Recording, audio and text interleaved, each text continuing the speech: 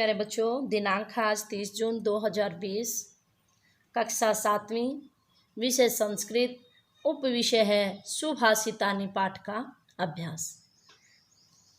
प्यारे बच्चों, ये रुचिरा द्वितीय भाग का प्रथम पाठ का अभ्यास है। प्रथम पाठ का अनुवाद हमने पहले किया है।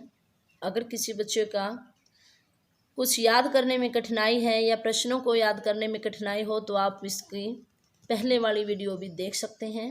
आओ इसका अभ्यास करते हैं। श्लोक नंबर 1 है, प्रश्न नंबर 1 है, सर्वान श्लोकान सस्वर गायत, सभी श्लोकों को स्वर सहित गाओ।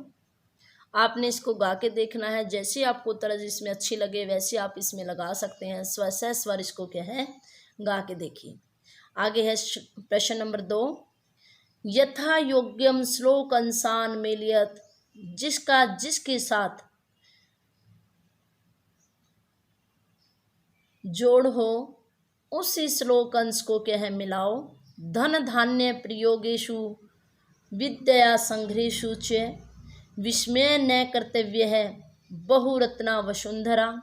सत्येन धार्यते पृथ्वी सत्येन तप्ते रविः सद्भिर्विवादं मैत्री च न असद्भिः किंचिदाचरेत् आहारे व्यवहारे च तक्तलज सुखी भवेत्।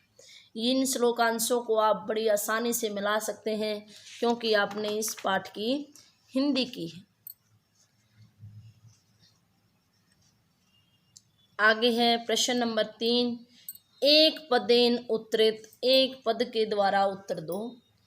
क पृथ्व्याम कति रत्नानि, पृथ्वी पर कितने रत्न है, त्रीणि। ख मूढ़ै कुत्र रत्न संज्ञा विधीयते, मूर्खों के द्वारा कहाँ पर रत्नों की संज्ञा दी गई है, पाषाण खंडेषु। पृथ्वी केन धार्यते, पृथ्वी सत्येन धार्यते। घ कई संगतिम कुर्वित, किसके साथ संगति करनी चाहिए, सद्भि सज्जनों के साथ। अंग लोके वशीकृति कहा, संसार में वश में करने वाली क्या है, क्षमा यानी माफी। आगे प्रश्न नंबर 4 है, रेखांकित पदानि अधिकृत्य है प्रश्न निर्माणम कुरुत, रेखांकित पदों को आधार करके प्रश्नों का निर्माण करें।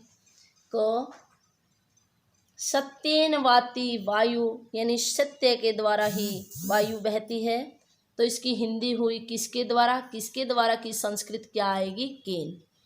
ख सद्भि एव साहसित, सज्जनों के साथ ही बैठना चाहिए, यानी किसके साथ, तृतीया बहुवचन है तो कई आ जाएगा। ग वसुंधरा बहुरत्ना भवती ही, पृथ्वी अनेक रत्नों वाली है, यानी कौन है अनेक रत्नों वाली, का। घ विद्या संग्रहेषु त्यक्त लज्ज सुखी भवेत्, विद्या को संग्रह करने में लज्जा को छोड़ देने वाला ही क्या है, सुखी होता है। तो ये षष्ठी एक वचन का है तो इसमें क्या आएगा, कस्याः। अंग सद्भि मैत्रीम कुरुत, सज्जनों के साथ मित्रता करनी चाहिए, काम। आगे है प्रश्न नंबर 5, कुत्र विस्मय न कर्तव्य, कहाँ पर क्या है, आश्चर्य नहीं करना चाहिए। आपने अगर इसके श्लोक अच्छे ढंग से किए हैं तो आपको इसका उत्तर पहले ही पता लग जाएगा किस श्लोक में इसका उत्तर दिया गया है। दाने तपसी, दान में, तपस्या में, शौर्य में, विज्ञाने विज्ञान में, विनय विनम्रता में, नए नीति में च विस्मय न कर्तव्य है, आश्चर्य नहीं करना चाहिए। आगे है ख पृथ्व्याम त्रीणि रत्नानि कानि, पृथ्वी पर 3 रत्न कौन से हैं। आगे इसकी जैसे आंसर लिखेंगे तो पृथ्व्याम त्रीणि रत्नानि जल अन्नम सुभाषितम च अस्ति, पृथ्वी पर 3 रत्न जल, अन्न और अच्छा वचन है या मधुर वाणी है।